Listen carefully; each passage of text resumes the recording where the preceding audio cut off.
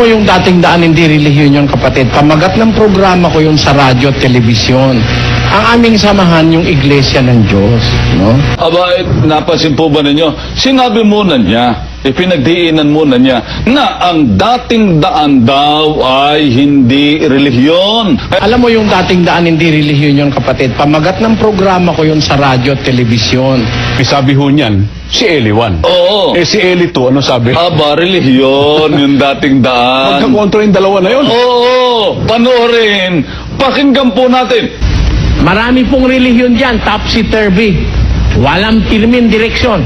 Pero ang relihiyong ito, itong nakikita nyo ito, ang dating daan, ito po'y establisado.